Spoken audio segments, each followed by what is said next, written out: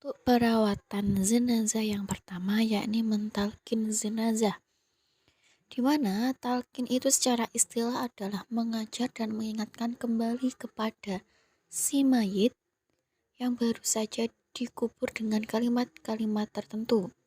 Nah, talkin ini dibagi menjadi dua, ada saat talkin saat sakaratul maut dan talkin saat pemakaman jenazah.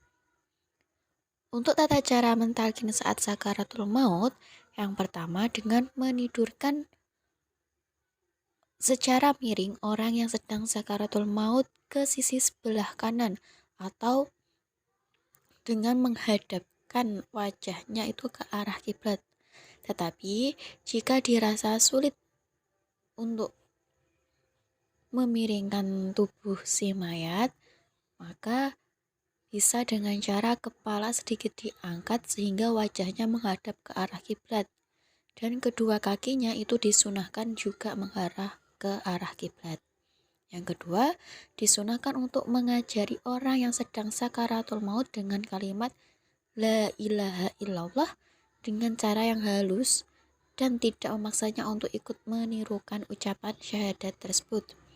Cukup untuk mentalkin dan mengulang kalimat La ilaha illallah di telinga tanpa menyuruh untuk mengikuti, atau bisa dengan kalimat Allah. Yang ketiga, disunahkan untuk membaca surat Yasin kepada orang yang sedang sakaratul maut. Dan yang keempat, orang yang sedang mengalami sakit dan sudah merasakan terdapat tanda-tanda kematian, maka ia dianjurkan untuk berbaik sangka kepada Allah.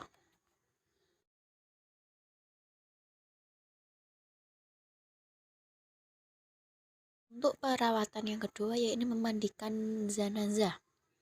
Hukum memandikan mayit bagi orang yang muslim itu adalah fardu kifayah, dan yang wajib dimandikan adalah mayit muslim yang tidak mati syahid, yaitu orang yang mati karena dalam pertempuran fisabilillah melawan orang kafir. Sedangkan orang yang mati syahid itu tidak perlu dimandikan. Nah, untuk orang yang memandikan si mayat itu sebaiknya adalah keluarga terdekat dari si mayat, kalau dia tahu cara memandikannya. Tetapi apabila mayat itu laki-laki, seharusnya memandikan juga laki-laki. Apabila mayat perempuannya, yang memandikan juga perempuan. Kecuali anak kecil, maka boleh dimandikan oleh orang yang berlainan jenis. Untuk syarat-syarat orang yang memandikan jenazah, yang pertama yaitu Islam, yang kedua niat dan berakal. Untuk syarat-syarat jenazah yang dimandikan, yang pertama hendaknya adalah seorang muslim. Kedua, bukan jenazah bayi yang dikeguguran. Kemudian ada bagian dari jasadnya, berarti anggota badannya masih lengkap. Dan hendaknya bukan orang yang mati syahid karena berperang. Untuk alat-alat yang perlu disediakan dalam memandikan jenazah, yang pertama ada tempat tidur atau meja.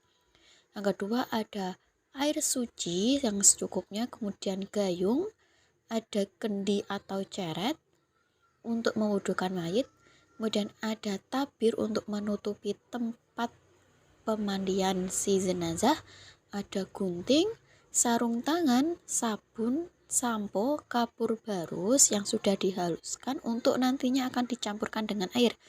Kemudian kalau ada dicampurkan dengan daun bidara. Kemudian ada tusuk gigi dan kapas untuk membersihkan bagian tubuh mayit yang halus. Sedangkan tata cara memandikan jenazah, yang pertama yaitu menaruh mayit di tempat yang tinggi agar air itu mudah untuk mengalir. Yang kedua, melepaskan pakaian mayit lalu ditutup dengan kain agar auratnya tidak terlihat. Yang ketiga, orang yang memandikan mayat hendaknya menggunakan sarung tangan. Keempat, mengurut perut si mayat dengan pelan untuk mengeluarkan kotoran-kotoran yang ada di dalam perut. Yang kelima, memulai membasuh anggota badan si mayat dengan sebelah kanan terlebih dahulu. Yang keenam, membasuh seluruh tubuh si mayat dengan rata 3 kali, 5 kali, 7 kali, ataupun lebih dengan bilangan yang ganjil. Ketujuh, menyiram mayat berulang-ulang hingga rata dan bersih dengan jumlah ganjil. 8.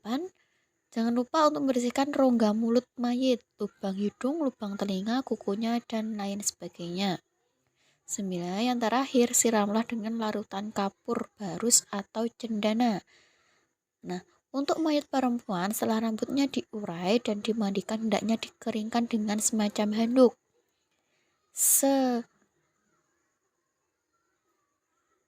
Lalu dikelabang menjadi 3, 1 di kiri, 1 kanan, dan 1 di ubun-ubun. Setelah selesai dimandikan, badan mayat kemudian dikeringkan dengan semacam handuk. Untuk selanjutnya yakni mengkafani jenazah. Menurut Imam Ghazali, Imam Al-Baghawi, dan Imam Haramin, untuk minimal kain mengkafani jenazah itu adalah selembar kain yang bisa menutupi seluruh tubuh jenazah. Nah, untuk kesempurnaan mengkafani bagi laki-laki itu 3 lembar dengan rincian kain lembar yang bisa menutup seluruh tubuh jenazah. Yang kedua dibuat baju kurung, yang ketiga dibuat serban. Untuk bagi perempuan itu kesempurnaannya 5 lembar dengan 3 kain lembar yang bisa menutupi seluruh tubuh jenazah, 1 kain untuk menutupi pusar sampai lutut, dan 1 kain untuk baju karung ataupun kerudung. Nah, untuk catatannya yang disunahkan, semua kain itu diberi wewangian dan disunahkan menambahkan cawat atau celana dalam baik laki-laki maupun perempuan. Sedangkan untuk tata cara menghafani jenazah, yang pertama, letakkan beberapa tali untuk mengikat jenazahnya supaya tidak mudah terbuka.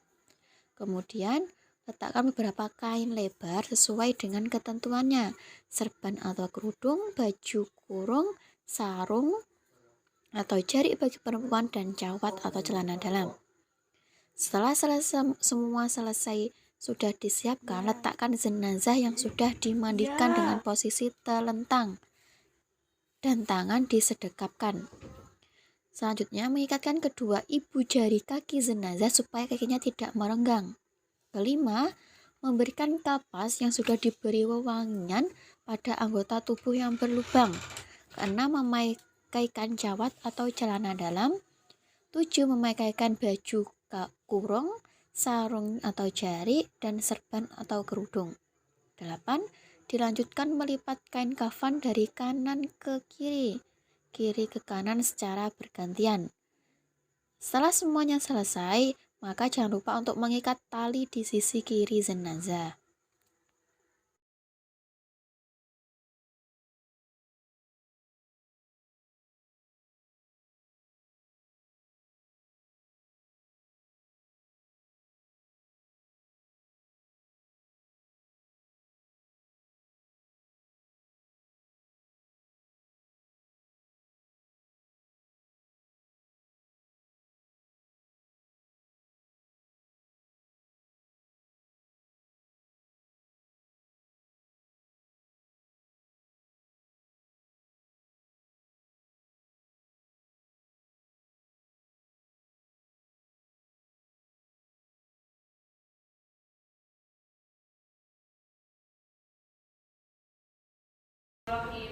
Usolli hadhil mayyitati arba'a takbiratin fardhu kifayati imaman lillahi ta'ala.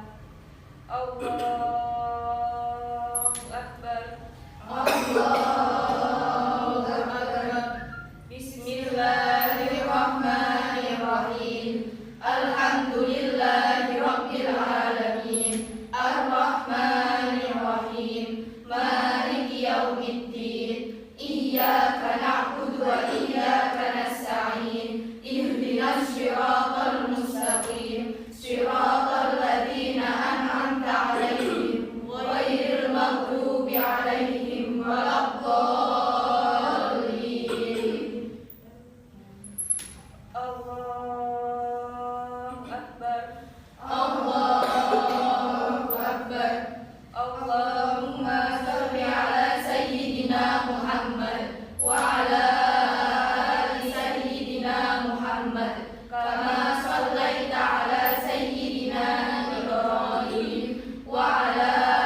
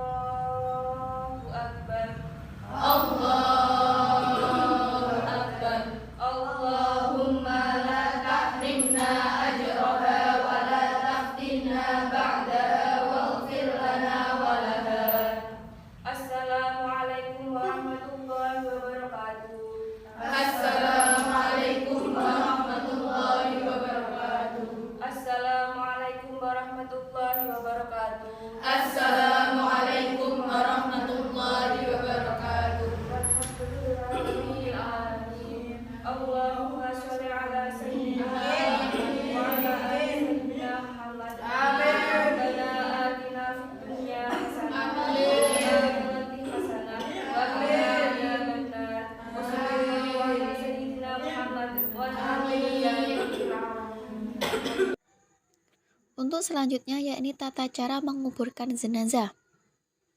Jenazah dikuburkan dalam sebuah lubang dengan kedalaman setinggi orang berdiri dengan tangan melambai ke atas dan dengan lebar seukuran 1 zirok lebih 1 jengkal. Di dasar lubang dibuat miring lebih dalam ke arah kiblat dengan tujuan agar jenazah tidak mudah dibongkar oleh binatang buas dan setelah jenazahnya membusuk. Yang kedua, setelah sampai di tempat pemakaman, jenazah dimasukkan ke liang lahat dengan posisi miring ke kanan dan menghadap kiblat. Sekiranya jenazah nanti tidak dihadapkan ke arah kiblat dan makam itu sudah ditutup dengan liang kubur, maka wajib untuk digali kembali dan menghadapkan jenazah ke arah kiblat. Nah, ketika meletakkan jenazah, hendaknya membaca doa dengan menyebut nama Allah dan atas agama Rasulullah. Bismillahirrahmanirrahim. Rasulullah Shallallahu Alaihi Wasallam. Ketiga, disunahkan meletakkan 3 kepal tanah di belakang jenazah dengan tujuan agar jenazah tetap menghadap ke arah kiblat. Untuk peletakan kepalan pertama dengan membaca doa Minha khalaqnakum. Untuk kepalan yang kedua itu membaca dengan wafiha nu'ikukum. Untuk kepalan yang ketiga yaitu wa minha raji'ukum taratan ukhra. Setelah itu, tali-tali pengikat kafan itu dilepas, dimulai dari kepala sampai ke kaki. Kemudian pipi kanan dan ujung kaki ditempelkan ke tanah. Setelah semua talinya dilepaskan, kumandangkan azan dan iqomah dengan orang yang mengumandangkan itu menghadap ke kiblat. Selanjutnya, jenazah ditutup dengan papan kayu atau bambu dan di atasnya ditutup dengan tanah sampai galian liang kubur kembali rata. Dan jangan lupa untuk tinggikan gundukan tanah kuburan dari permukaan tanah. Dan di atas kepala itu diberi tanda atau batu nisan dengan tujuan agar berbeda dari yang lain dan agar kuburannya itu tetap terjaga dan tidak dihinakan. 7. Tanah kubur jenazah disiram dengan air mawar dan air biasa. Kemudian dengan cara setelah disiram dengan membacakan talqin, kemudian mendoakan dan memohonkan ampun jenazah.